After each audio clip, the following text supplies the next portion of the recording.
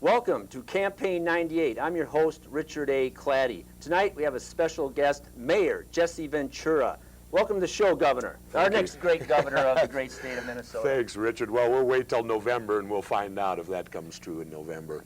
Excellent. Well, Jesse Ventura, as I understand it, you were a 1969 graduate of Roosevelt High School. That's correct. And served your country as you're a Vietnam veteran. Mm-hmm.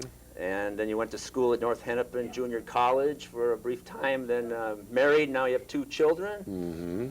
And you, of course, were a professional wrestler here in the, did you start with the AWA? No, actually I didn't, Richard. A lot of people think my career began here, but I had actually been wrestling 5 years. Really? Yeah, in the NWA. Paid your dues? Before, well, no, I wrestled in those days it was 26 individual regional territories. That's what wrestling was then with regionalized television.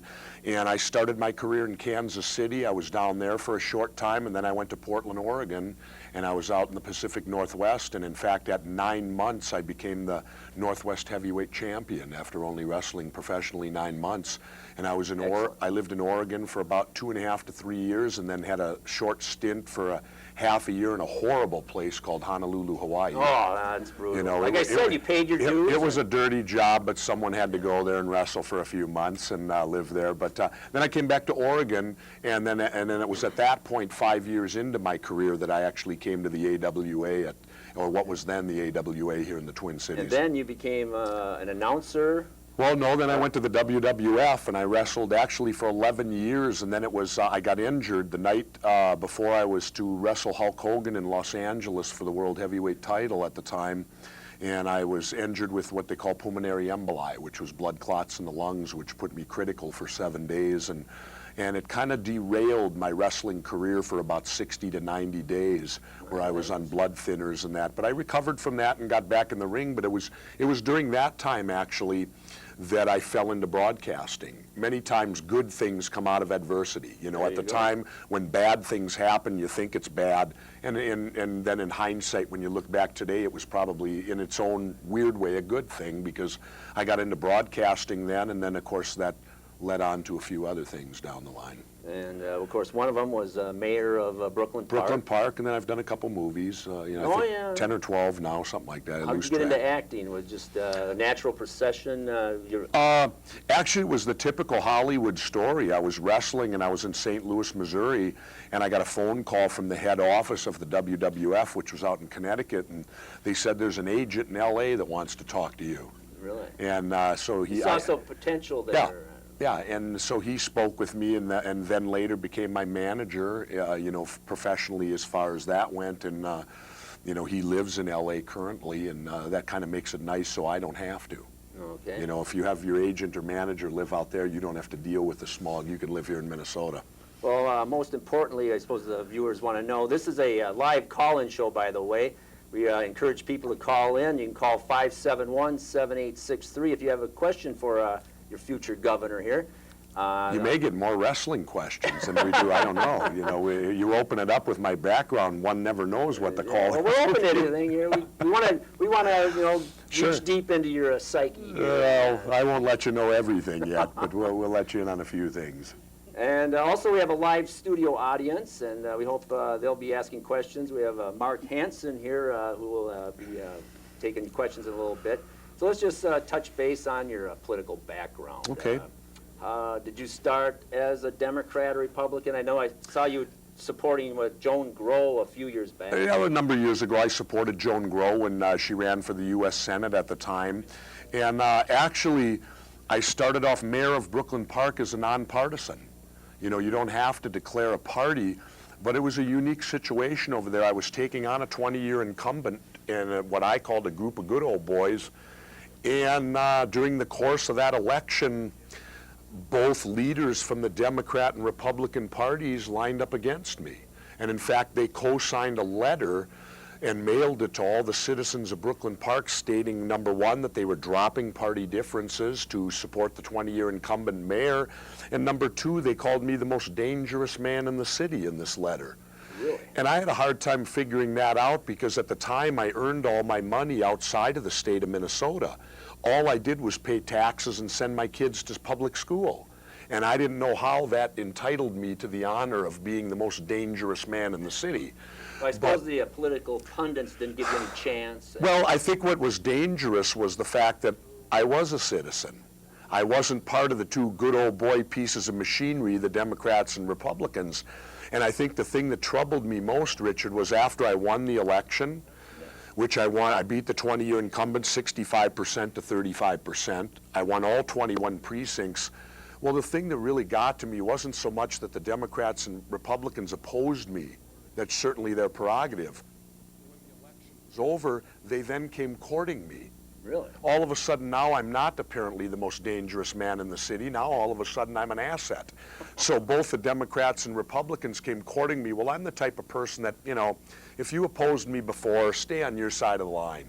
And so it was at that point the Independents, or what is today the Reform Party, came along. But at first we are the Independence Party. And we had a candidate named Dean Barkley that ran both for Congress and Senate, who got us 5% statewide, which established us as a major party now.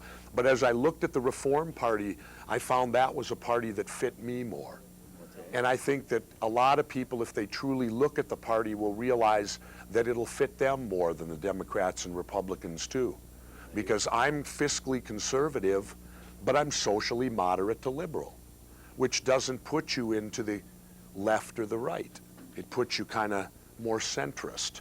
And I think that's, and then of course the fact that the Democrats and Republicans chose not to like me from the beginning, so now they can deal with me. Yeah, well, I must admit my background, I supported McGovern back in '72. That's what was the first election I was involved with. And then of course Nixon kind of threw everything up for grabs, and then I got involved with third parties. For about 10 years now I've been down here doing programs on third parties. I've invited the Reform, Grassroots, Libertarians. I've all done shows in there, so that's kind of my background. And I also formed this strong party that was a kind of a counterbalance to, you know, in the Pat Robertson and the Christian Coalition developed. Okay. And I did that here in Fridley, and now they've been wanting me to run for office, and I've been thinking about running for governor too. But my whole idea, my whole philosophy is bringing all the third parties together and supporting one candidate that can win, because in the past... Here he is. No, it's the truth. I would like to do the same thing, Richard. I would like to bring the Libertarians on board and all what you want to call quote-unquote fringe third parties, because I feel I'm a candidate with name recognition who can win. Sure. And in fact, I took what they call the Libertarian exam. I don't know if you've ever taken it. No. They have a little 10-question thing that they ask you, and they score you 30, 20, or 10 points. And I happened to take it at the state fair last year, and I scored perfect. Perfect score. All 30s with the Libertarian exam. So I do fit into a Libertarian philosophy very much. I'm Reform Party because we have major party status, which puts us on a more level playing field with the Democrats and Republicans. So any Libertarians, third-party people that want to come on board, we welcome them on board in the Reform Party. We don't have strict rules in the Reform Party. They're very simple. You're running for the Reform Party nomination for governor, so you've got to go to their convention, right, which is in Brooklyn Park. This year, I believe it's going to be at North Hennepin. From what I've heard, North Hennepin College, my alma mater, actually. So, you know, it's close to, you know, I'm very familiar with it. That'll be in June. I believe it's June 6th. And then I'll be in the Reform Party primary, which will be in September. And then hopefully I'll win the primary and then become one of the three major party candidates. We don't know who will survive from the Democrats and Republicans, because they got about a half a dozen on each side that they got to get through between now and then. And so when there's two left standing, why, I'll take them out and be the next governor. Now, will you be invited to the debates, because you have third party, or you have major party status, as I understand it? Hey, I got a feeling I will. I've been in 14 of them already. I think about 14. Well, you talked to the women League of Voters? I've spoken at the AFL-CIO, the nurses, the school, the MEA. So many of them, you start losing track of them all, you know, that you speak so in this front fall of. So they have invited me already. Right. So I would find it very peculiar if they didn't at that time. But I present a candidacy where, And like I've told people in the Reform Party, we're not going to have to beg to get into the debates anymore. They're going to be begging us to get me in there. Excellent. Because I'll be the front runner by then anyway. I think so we have I a don't phone want to be in call. there. Let me check. Let's see here. Hello. Hello. We have Jesse Ventura in our studio. Do you have a question for this candidate for governor? 2 or 3 real quick ones. Fire away. He's listening. 2 or 3. Well, okay, the Reform Party had Mr. Barclay, I believe it was. Yeah, Dean Barkley, correct. On the 5%. Yep. He ran up around Anoka the first time and did well, then went for a different position. If you think you'll get the 5%? Realistic? I think I'll get 40. You think going for 40? 40 will win it. Will you go In a three-party race, 40% wins. 4 out of 10. You're not in this to go for 5%. No, You're I'm in this to win. it. Absolutely, I'm in to win. Wonderful. How about tax cuts? I've heard you before say give it all back. Oh, yeah, most definitely. Well, where I stand right now on that, absolutely, we should have gotten all the surplus money back. It's our money. They had never held a session to allocate that money. That is extra money. That would be like if say, NSP overcharged you by $4 billion over 4 years. I got a feeling a public utility would be made to give you that money back. But yet they seem to feel they didn't have to over there. They ended up spending $3 billion. They're giving us $1 billion back in a supposed property tax rebate that I find fraudulent anyway, and I'll get into that later. And now they've bonded us for $1 billion, which in essence they all say, they said, who is it? Phil Carruthers was quoted, the head of the House, was stating that people wanted to give all the money back, don't care about kids. I think Phil Carruthers doesn't care about kids because what he's doing is taking $1 billion and passing that debt on to all these little kids we got here because they will have to pay that debt down the road, which Mr. Carruthers, Mr. Moe, and the governor decides to give them. So I think they don't like kids or don't care about them. When I heard them on the the talk radio shows, they claim that they don't have a mechanism to give that money back. How did they have a mechanism to get it? Yeah, that's what I was saying. They have a mechanism to take it from us with no problem, which I think tomorrow is the day that they want their money. Oh, yeah. And by the way, for those interested, I'm holding a press conference at 2 p.m. at the Capitol tomorrow to deal with that very subject. 2 p.m. tomorrow? 2 p.m. tomorrow at the St. Paul Capitol. You're for giving back the money that they overcharged us. Yes.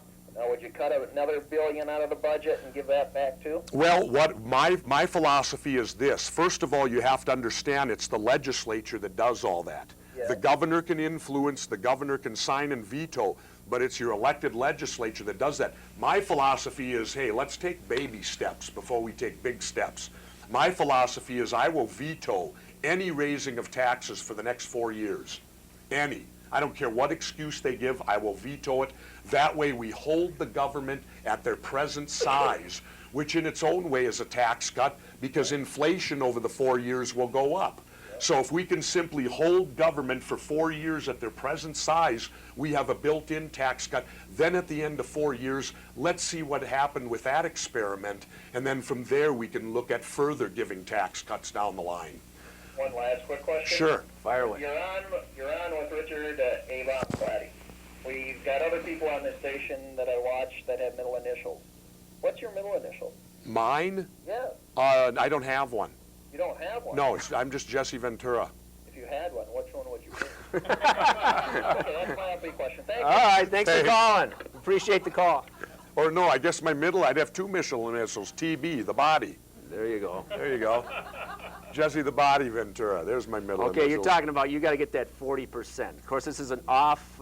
Everybody's got to get 40%, not just me. Well, look at they do too. The Democrats and Republicans, you can figure they're going to get their 30% no matter what. There's the people out there, you tax the heck out of them, hit them over the head with the board, no matter what, they're going to vote for Democrats or Republicans. They got their firm 30%. Yep.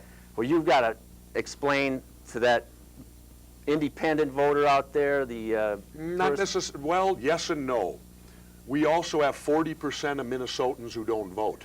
Oh, yeah. 60% do, 40% don't. That's a nationwide problem. Well, actually, we're good. We're better Yeah. than most. Our state can be proud. We're better than most, but I still look at 60% as being far from real good. No. Well, when I ran for mayor of Brooklyn Park, the election before I ran, You got a city of almost 60,000. 2,500 voted in the mayoral election, the election before I ran. The incumbent mayor won with 1,411. I always remember it. His opponent got roughly 1,100 for a total of 2,500. 4 years later, when I ran against this same opponent, 2,500 went to 20,000 were cast in the city of Brooklyn Park. So I increased the voting total almost 10 times. Well, I'm going out there, I'm going after 20% at least of these people who have given up for whatever reason. They don't believe their vote counts. They think it doesn't matter anymore. I'll appeal to you people right now. Come back and vote just this one last time for Jesse Ventura and watch your vote count.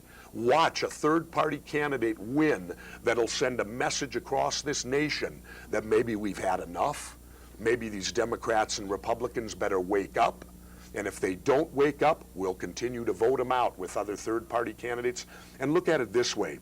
Our country is the only democracy in the world that has only two major parties, yet we've had these two parties since the country was formed. We've grown in size huge compared to what we were 200 years ago, and yet we're still two choices. I think it's time for three choices, minimum. Well, of course, there's people that like to see the system change where you get proportional representation. That would develop the third party. So if you were in this election, Democrats got 40%, Yeah.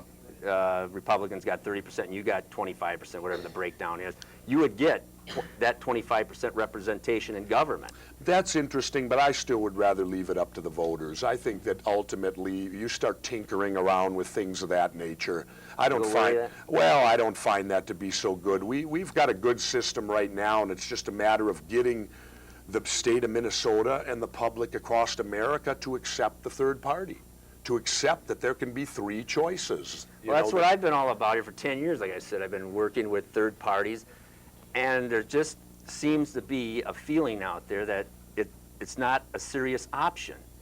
That's why I'm backing all these. That's why I'm bringing in this Saturday. I've got the Green Party and Grassroots Party. Sure. And my philosophy is that us third parties have got to come together and quit splitting up all. Everybody's got their little issue. You've got the environmental party. Sure. You've got all this. Yep. Well, my philosophy is you've got to bring them all together. I don't know what mechanism that would be, a super convention right before the election or something, where so everybody would see that the third parties are working together and they're putting together a united ticket, a fusion candidacy or something like Richard, that. I think you got a classic case right now with me.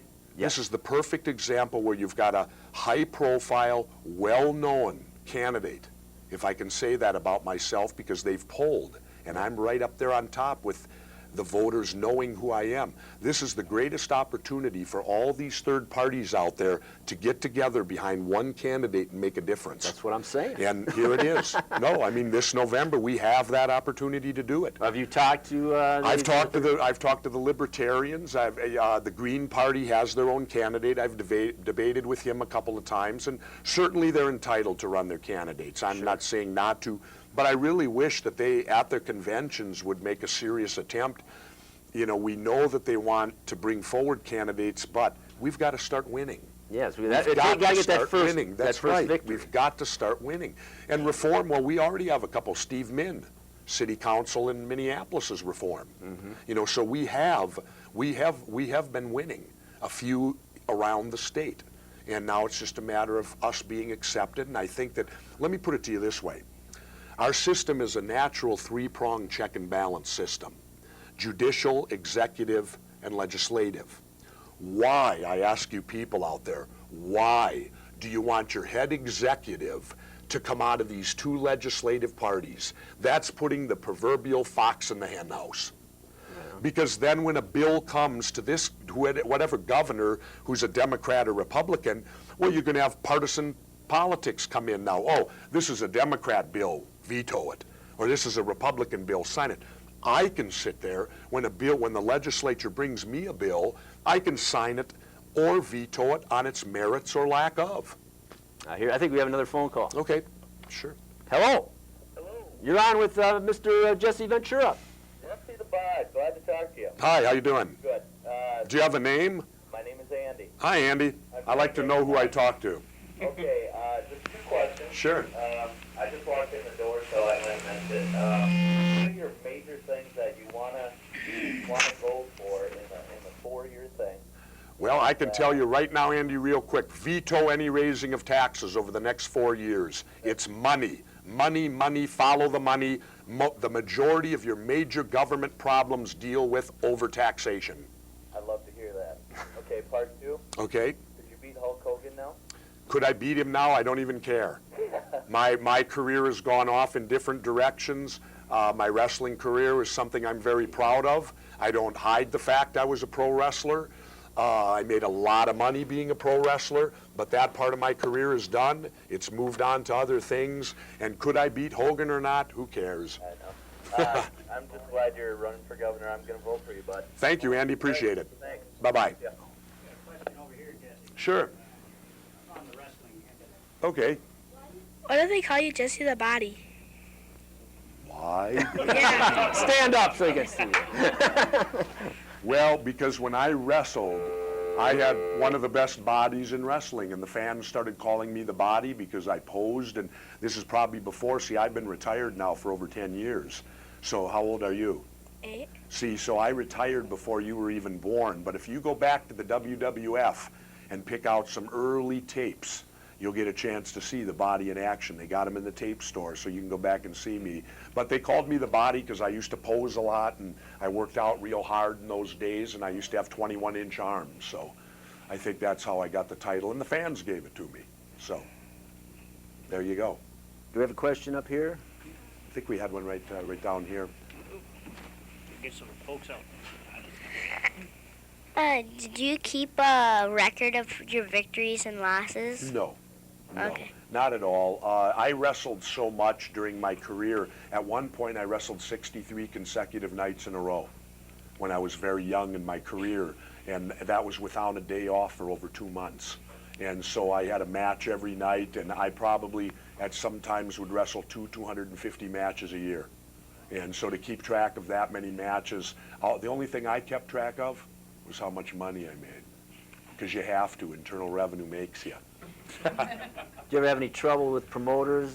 Sure, always. Yeah, in Always. fact, I went to court against the WWF a few years back and defeated them in federal court, and that's why I no longer can work for them anymore.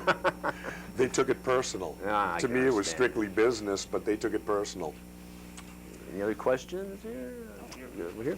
Yes, Mayor, what's your Hold on, position? he'll get to you there. Everyone. Excuse me, Mayor, what's your position on using taxpayer funding for athletic sports arenas and stadiums? What is my position on that?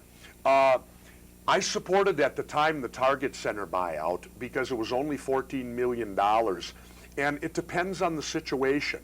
Like in the case of the Target Center, it was only $14 million.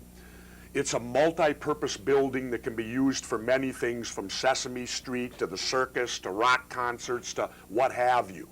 So I thought that's not bad because we're going to get paid back revenue from that building, and it's going to pay for itself eventually.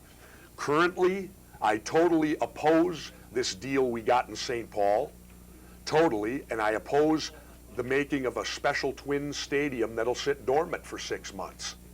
I will not support either one of those. I think there's other revenue sources that can be used other than taxpayer money. I don't think they've worked hard enough at searching out those revenues. And you know what? If stadiums were such a good deal, why isn't the private industry, private sector putting them up?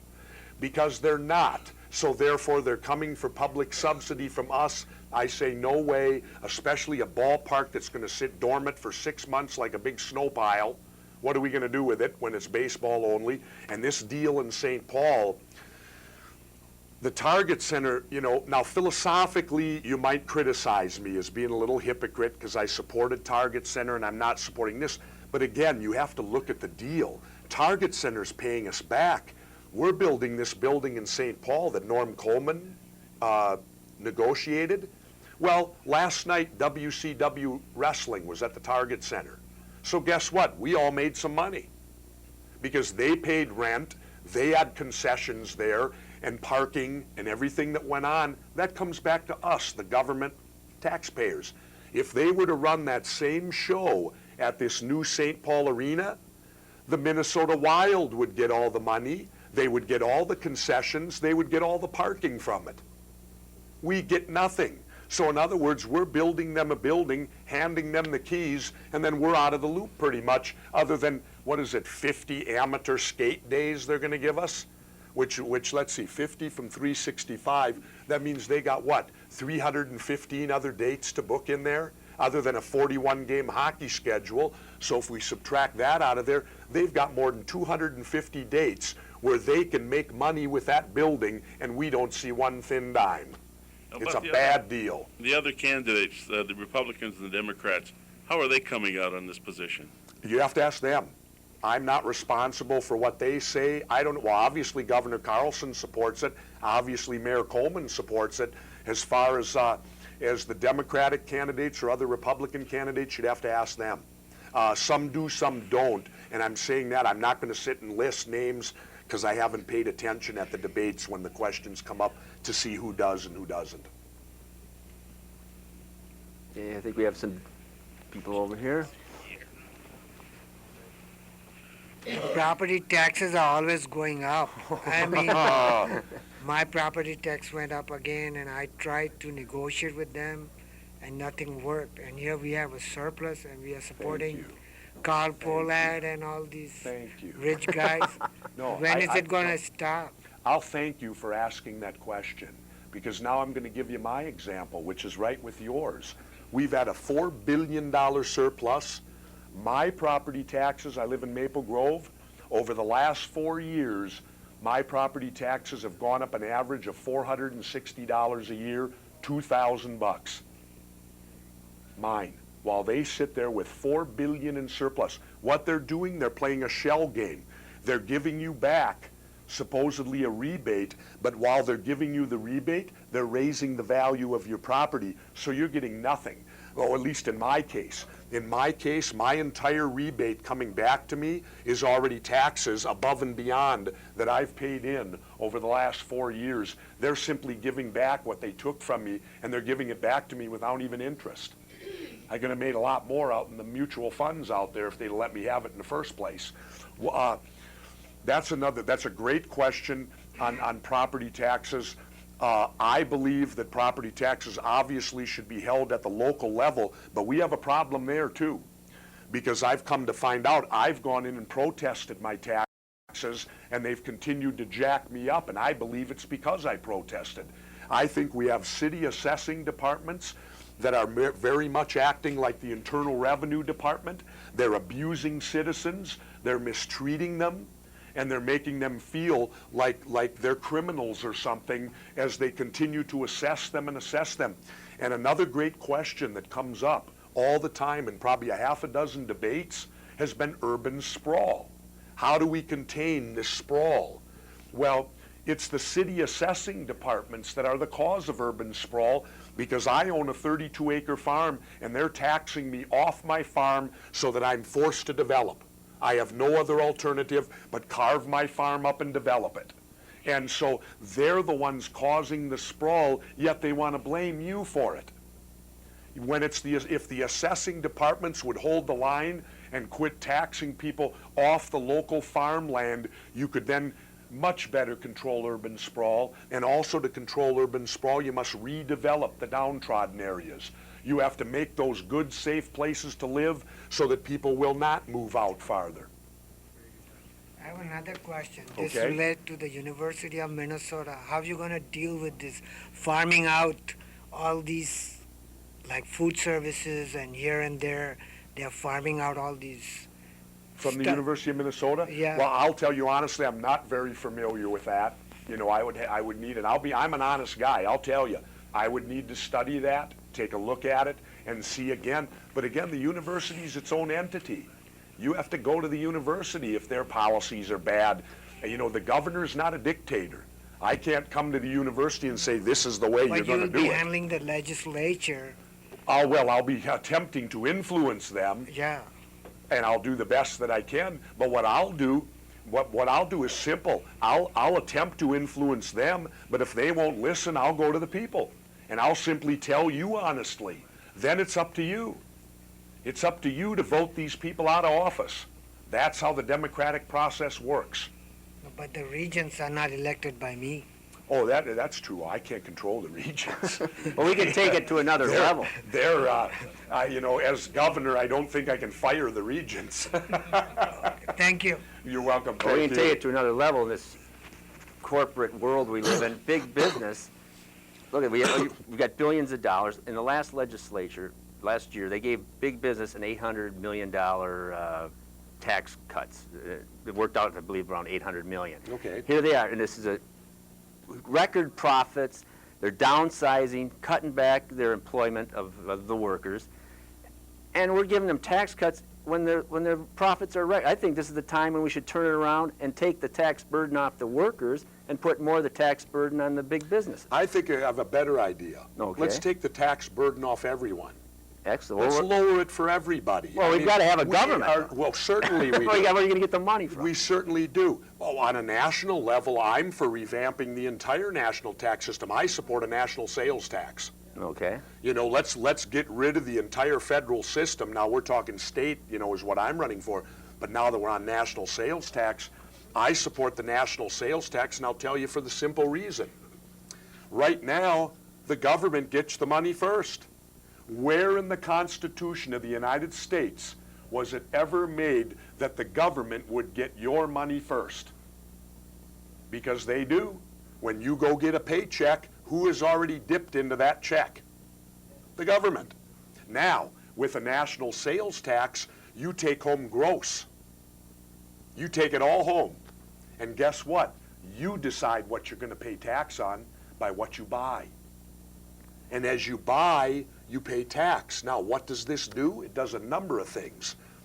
It puts the government on a budget directly with the economy. Right now, okay, we've been in a bull market, right? The government's going to try to take credit for that, but they're not responsible for it. The private sector is. Well, we've been in a bull market, so everybody's made money and all that. Well, what happens when the bull market leaves and if times get tough? Well, the government gets your money first. They're not going to suffer if the bull market goes down. You are. A national sales tax puts the government on a direct budget with the economy, so the government is then motivated to keep the economy good. Because the better the economy, the more we'll spend and the more the government will get. That's the national sales tax. Plus, it also does something else. Taxes everyone fairly. Right now, you have hundreds of cottage industries in this country that pay no taxes. I'm talking about the underground sports betting. We all know that goes on every week. Tabs for football, all of them numbers. That's all illegal, so no taxes are paid. You've got the illegal drug industry that's out there making millions of dollars every year, paying no taxes. In a national sales tax, when that drug dealer goes to buy a Mercedes, guess what? He pays tax, just like everybody else then. And if you so choose to want to live in a fish house with piles of money, you can do it. You won't be taxed a thing till you go to spend that money. Then you'll get taxed. So it hits everyone. I think we have another phone call. Sure. Hello? Oh, I think we lost that phone call. Okay, let's go back to Okay. Who is your hardest opponent? Love the kids. They give me the easy questions. Who's my hardest opponent? Yeah. Meaning what kind of? Do you mean who is the Wrestling. guy I least like to wrestle? No, who is the hardest one to beat? Hardest to beat in my day was Andre the Giant. He died a couple years ago. The original Andre the Giant was the hardest to beat because he was 7'4", about 525 pounds. So he's twice the size of me. He was pretty hard to beat. The meanest guy I ever wrestled was a fellow with no bottom teeth down here, and a beard and a bald head. They used to call him Mad Dog Vachon. And he was the meanest guy I ever check wrestled. those old tapes. You don't want to miss him. Is it true that he got his leg caught in a bear trap and had to gnaw it off? No, he lost his leg, but that's a little enhancement to the story. You know what happened to him? That's not a true story? Well, he lost his leg. Oh. He was struck by an automobile down in Omaha, Nebraska, where he was retired and living, and apparently he was out running. Oh, and really? the car hit him, and by the time they found him, his leg got so mangled up that they had to amputate. So Mad Dog today has only one leg. But funny story, they held a benefit for him, and I came to the benefit, and he was in a wheelchair, one leg, and he looked at me, and if you know the Mad Dog, he talks very gruff. Yes. Like this, the Mad Dog. And I looked at him, I said, Maurice, how are you doing? He says, Jesse, I've never been better. I said, really? And he said, and since I've lost my leg, he said, I've never made so much money. I said, no kidding. And in typical Mad Dog style, he said, in fact, I've made so much money next year, I'm thinking about cutting the other one off. And I thought, only Mad Dog Vachon, God bless him, could come out. Let me Could try say one more that. time here. Sure. Hello, are you there? Hello? Yes, you're on with Jesse Ventura. Oh, hi. Somebody called and told me Jesse was there, and I got all excited. Well, I'm Well. here. That's good. How are you? What's your name? My name is Joyce. Hi, Joyce. I've never heard Richard not say a word, so keep talking. Okay. Somebody that can out-talk me? We can keep Richard quiet. That's easy. And I missed you on KSTP, and just this week I found you on that other station. You mean you didn't know since August? I've been I on did not know. K-fan. KFAN 1130 on the AM dial, Monday through Friday. I'm easy to What find. hours are you on, though? Huh? What hours are you on? 10 to 1. 10 to 1. Yeah, I can sleep in now. You did a good job as mayor, and we want you as governor. Thank you. And I was wondering, why can't we just have a state sales tax instead of property tax and all these other taxes? Well, that's something I'd certainly like to look at because like I said, I'm for a national sales tax, but getting the legislature to do something as drastic as that, again, we got to take it in baby steps, I think, with them because you got to truly make them understand that it's a better deal.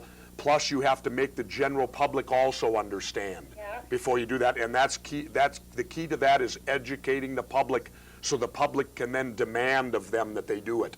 And another thing is, I saw on the news the other night downtown that E-block, people want to have that just redone so they can live there. I have my own home here in Fridley, but then they want to go put something all new in there. Why don't they just help these people that live there? They want to live on the E block? Whatever block they want to redo, these people are What are they living on now, it. They homeless? just want their homes redone. Oh. And they want to go in and do all this other stuff. I don't know why they can't just help them out and fix up some of Well, they people. probably want to contribute to a little urban sprawl.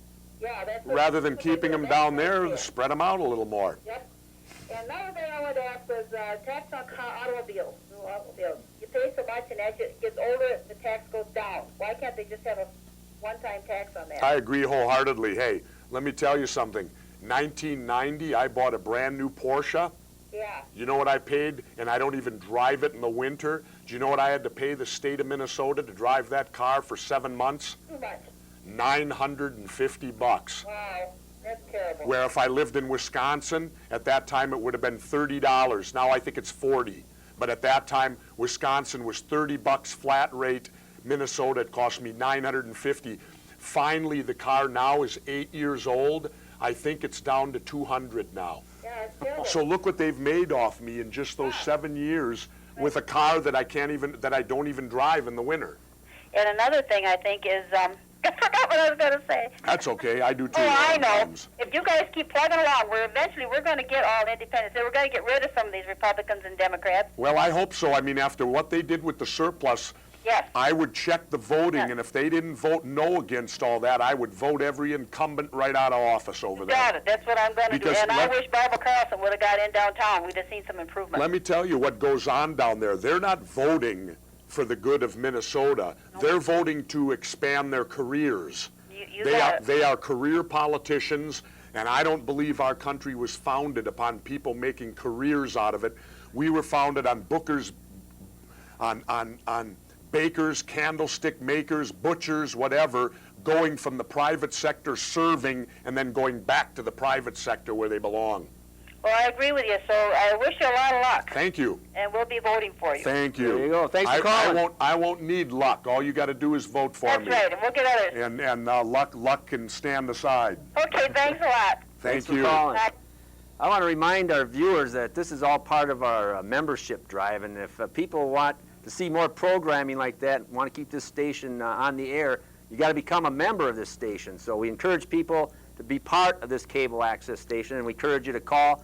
And we hope to have more guests, and maybe this fall, and Jesse gets that nomination, he'll be back again. I certainly will. I'll be happy to come back again when I win that primary, and then I might even come back after I win the general election. We'll come back and we'll celebrate right in here. One question I have is now, how does that work? Now, you're a radio host, and I've heard people calling you governor, and you talk politics, of course. You talk about everything on it. Don't you have to give your opponents equal time? Not yet. Not yet. Well, technically, I don't have to at all. Right now, I spoke to the FCC in Washington before I ever announced my candidacy, or even when I was just considering. And the soonest that equal time can be applied is when I win the primary. Okay. And I even confronted them on that. I said, how can you have equal time when it's selectively enforced? And they said, give me an example. I said, the last presidential. Think back. The network news allowed Bill Clinton and Bob Dole 3 minutes on the end of the network news every night, yet Ross Perot was not allowed on. I said, where's this equal time? Why wasn't Perot given equal time? Do you know what their loophole answer was? What's that? Well, they said, well, the FCC, well, we deem the news, we leave that up to the news director to deem what's newsworthy. So I said, well, that's cool. I said, then I'll just call my show the Jesse Ventura News Hour. I'm the news director, and I'll deem what's newsworthy. Oh, you can't do that. And I said, well, they did it. They cut Perot out. They didn't allow him to go and debate or give him a 3-minute statement at the end. So, see, you've got government out there selectively enforcing things, and they always gear it to protect the two parties. Right. So we could look forward to some fights here? Well, the thing is this, until I don't necessarily have to give equal time unless one of the other candidates demands it, one of the other two. Now, then I will have to go off the air. Now, that presents a problem to them. Number one, they're giving me extreme amount of credibility then, if they do that. Well, how about the other third party? Like if we no, it only deals with majors. That are majors. Majors. Yeah, I only have to deal with major parties, because anyone could say they're a candidate. Okay. You know, anybody off the street could come in and say, I'm a candidate, I want equal time. No, they only deal with the major parties. You got to be major party status. Now, getting back again, also, what's it going to look like? And I'll ask you people this. What is it going to look like if I have to leave my job in the private sector to become governor while you have two candidates that are sitting at the public trough collecting our tax dollars while they're supposedly doing another job, but they're running for governor? I've questioned that when they've had noontime debates because I haven't been able to go. I have a job to do. Yet it seems that the Attorney General, the Hennepin County Attorney, the Lieutenant Governor, the Mayor of St. Paul, they managed to all get away in the middle of the day and go do this. Well, excuse me, didn't they all tell us how important that job was that they're doing now and that they're the only ones qualified to do it right? How is it now all of a sudden they can run off every day and debate at noon when they're supposed to be doing another job that we've already elected them to do? I think we have more questions. Oh, you have a phone call? Let's take one more phone call, and we'll take a question from the audience. Hello?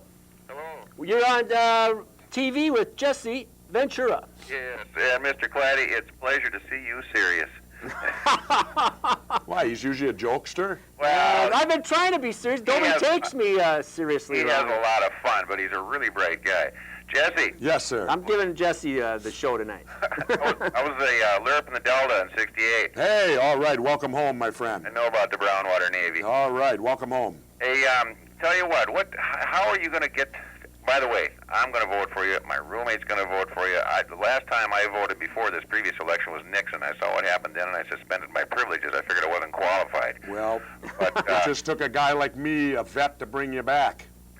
Yeah, well, I voted against Clinton. But Jesse, how are you going to get the message out to the public or what kind of message because we all know about career politicians, and I'm afraid if you go up there and try to be an honest man, you're going to be eating your lunch all by yourself. Well, I've ate my lunch by myself before. Dig it, and I know you ain't afraid of it, but how? Give us a preview. How are you going to approach the public and let us know that you can deal with these professional crooks up there? Well, I'll tell you, when I was mayor of Brooklyn Park, we took on a good old boy network over there. I was on the low side of the majority the entire 4 years I was mayor of Brooklyn Park, and yet look what we got accomplished. I got crime to that was a city that was in turmoil. It was on the brink of disaster. You had crime running rampant. You had the politicians, all they cared about was new development. They didn't care about what was already there. Well, they held the power the whole 4 years that I was there because as mayor of Brooklyn Park, I was called what they call a weak mayor. Now, the difference is this. A weak mayor is a mayor, if you can imagine me being the weak mayor. No, I can't. But anyway, the weak mayor's vote is the same as any council member, one vote. A strong mayor would be like what you have in the city of Minneapolis. That's where the mayor does not vote, but the mayor has veto power. I did not have veto power, I had simply one vote. And yet I was of the minority with the good old boys in Brooklyn Park the entire 4 years. We got crime turned around. We accomplished so many things in the city of Brooklyn Park. I can't imagine what I could have accomplished had I had the advantage. It's no telling. Why did you leave? know. I moved in there and you were my mayor. And Why did I leave? My job was done. I You're- believe in term limits. I believe you set by example. My 4 years, I gave the city back to its people. It was in their hands now. It was time for me to ride off into the sunset. And that's what I did. I had no intention of coming back. I served my country in the military for 6 years. I served it as mayor for 4. I had no intention to get back into this again until that surplus money came. That's and what, those pompous son of a guns over there Hey, said, we're keeping it all. Blatant fraud they're pulling on. That's this. right. Well, I mean, Well, there was a my lot of guys view- that knew it, saw Okay. it coming. We saw it coming. As an ex-service guy, I'll put myself on the line again. I'll walk the point. I don't need to do this. I don't need to run for mayor or governor, but I'll walk the point, but I need the rest of the platoon behind me. Figured, and well, that's there's the a lot of them people. going to be. I'm one. Thank you. And that's how, hey, we won't know till I get there, but I can be mighty persuasive. Well, even if you don't win this time, and let's Oh, I'm try to be gonna win. optimistic, but if you stand up tall and get your message out, the times are coming. We need third parties. As you've been saying, we really need third parties in this country. That's what I've been saying for 10 years. Absolutely. Now I'm saying we got to bring it all together. This is the year to This do is it. a year to do it in Minnesota. We can send a message across America. Without each of these third parties thinking that they own you once you get in. Nobody will own me because I accept no PAC money, and I'm very clear. Any donations that come to me, I'm clear telling people you are not buying influence with me. I'll go over there. You may not agree with me, but you'll at least know it's my decision and my decision only when I get there, and I'm not being manipulated or controlled by a bunch of people behind the scenes. Well, stand up tall and shout it, brother, because this is what we need in the country. I'm serious. We really do. I'm here and I'm standing. Now it's all up to you. Thanks. Nice My talking to name's you. on the line. Now Hey, it's up keep to the voters. watching. Keep watching. We'll be going right up till November. Okay. Oh, Budding politician over here. Uh-oh. We need to get all that money. Here we go. Who's Yes, go ahead. easiest guy you ever fought? I don't know. The easiest? I don't know. Did you have a question? Myself, probably. How many years have you wrestled? Well, I wrestled actively for 11. I was in the ring for 11, and then I spent an additional probably 7 or 8 years as a broadcaster where I was the man behind the mic. I like doing that better. Then I could mouth off all I wanted, and I didn't have to back it up. one thing I want, one follow-up point I want to make, that the state has set up a fund where Yes. if you donate, an individual donates $50 to their candidate. Let's get better. My candidacy. Yeah. Let's do better than that. To a third-party candidacy, that the state will refund. Jesse will fill out a form, or your campaign manager will fill out a form and give you a receipt, and you mail that in, and the state will refund that $50, $100 if you're a If couple. you're a couple. And that's what I'm basing upon. That's what, and the people who want to help my campaign out, 585-0102. If you're out state or whatever, it's 1-888-VOTE-JESSE. Just forget about the last 2 letters. We put them in there. There's 2 extra digits there, but that don't matter. But if you want to help, but again, that's the way I'm running my campaign very strongly, is on that program where if people donate $100 a couple, $50 an individual, you donate to my campaign one time only. You fill out the form with the receipt. It costs you a 32-cent stamp. You mail it in, and the state of Minnesota will not give you a credit. They will give you an actual Minnesota check back. Was that, You'll get a check. was that set up after the Watergate? Was it, Well, was I don't know for exactly. clean government or yeah, something? I don't know exactly. No, Minnesota's the only state that has this. Yeah, that's what I understand. But it was the legislature, for whatever reason, decided they wanted to get the small person involved. Well, so the government can do something right. Well, I don't know if this is right exactly. It's kind of a strange program is. when you think about it, you know, but it's there. I'm certainly going Well, to it use gets people involved, though. And it does get people involved to where, you know, they can donate to a candidacy and feel part of the process. I think so. Yeah. I believe a gentleman back here has a question. Yeah, Jesse, Yes, sir. I just want to say, I've got a couple questions for you too, but I just want to say that I'm proud to have you as a member of the state of Thank you. Minnesota. You're a great addition to our state. I'm born and raised here. I'm Yeah. not a transplanted New Yorker like some of them are that want to pretend they're from here. You're a real colorful guy to have, and we're proud of you. Thank you, appreciate it.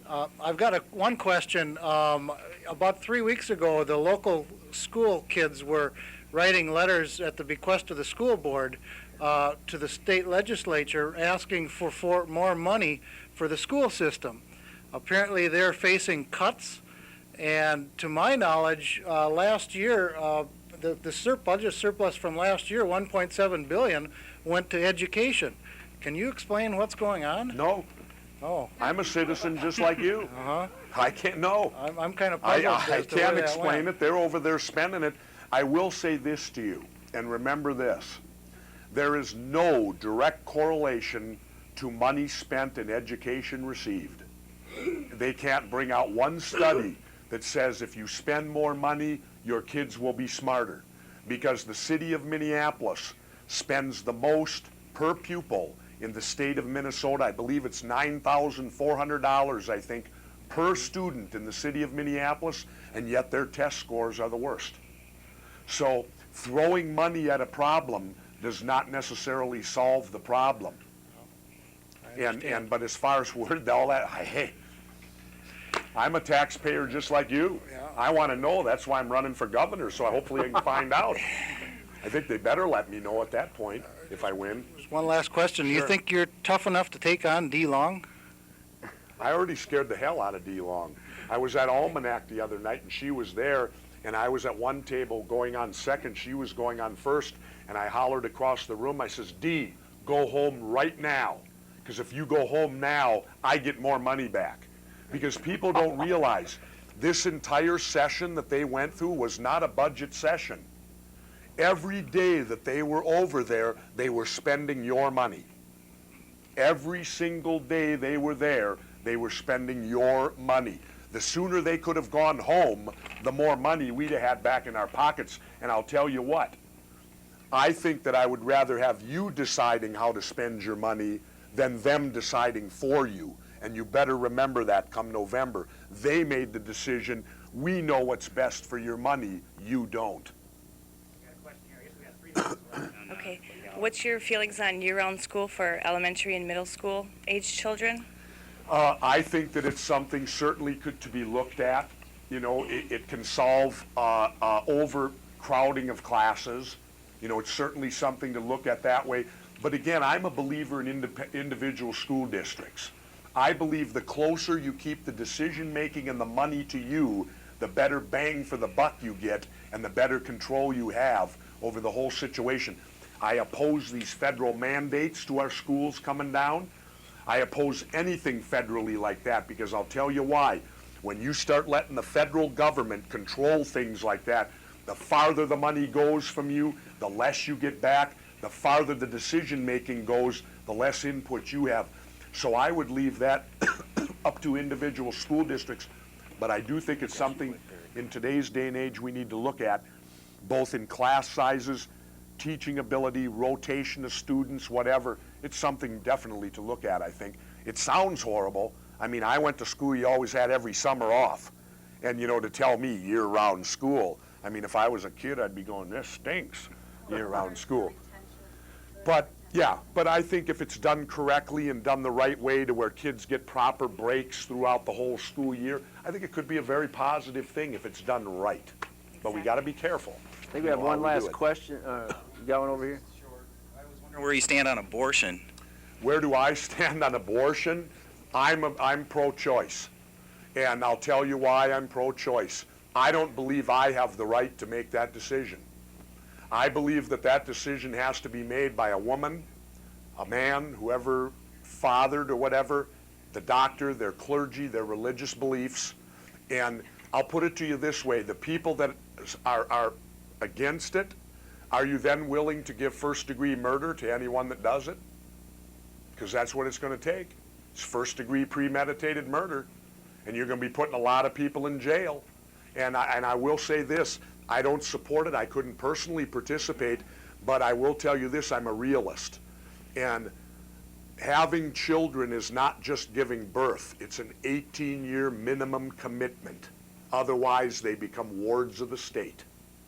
And so people need to understand it's an 18-year commitment to have that child. And so my point again comes back to, again, I don't feel qualified to make that choice. Who am I to tell someone whether they can or cannot? And I'll follow it with this. My mother was a nurse. She worked in the emergency room for many years. She's gone now. But she used to come home and tell me before they allowed them, she said, you should have seen the stuff we used to get in there from the back alley ones. Because it's like drugs. It's not going to go away. You know, by simply outlawing or prohibiting something doesn't mean it disappears. It's still going to happen. So until you can make it all disappear, I don't particularly want it happening out in the back alley, you know. Good answer. So that's my answer on that one. Well, I'm afraid we're running out of time. I want to thank Jesse Ventura. He's running for the nomination of the Reform Party, and that's this June in Brooklyn Park. Check the papers. They'll be following it, I'm sure. And we want everybody to come. Can I add one little thing? We had our caucuses this year, and out in Maple Grove, where I caucused for the Reform Party, most amazing thing happened. I'm sitting in the caucus. There's probably 8 to 9 adults in there. In walk 6 18-year-olds who are voting for the first time. They came in there. The press asked them, why are you here with the Reform Party? And they said, because we don't believe the other two parties. And these were kids who are going to vote for their very first election. I was so proud of that, because I thought, I mean, it's tough enough to get a kid to clean his room at 18, let alone to have them show up at a party caucus saying, we're interested in knowing about the Reform Party. We had 6 18-year-olds show up in mine in Maple Grove alone. Excellent. Well, I want to remind people that this is all part of our membership drive, and I'm doing another show on Saturday where I've got commitments from the Green, Grassroots. Libertarians are having their convention this Saturday, and a couple other third parties, and I'm going to be roundtable discussion on where third parties are going. And I hope we have Mr. Ventura back. I'm confident you're going to win that nomination. And you know what, Richard? I'm going to count on you to get all us third parties organized and in support of me. I'm going to give you that task. You got them coming right here. You heard it here. You get them organized and you get them under the umbrella, and we're going to win the whole darn thing. I want to thank Jesse for coming. Okay, thank you. We're looking forward to seeing you again. Thank you. You're welcome. All right, I want to thank everybody for coming. All right, we have, I got some gifts to give away.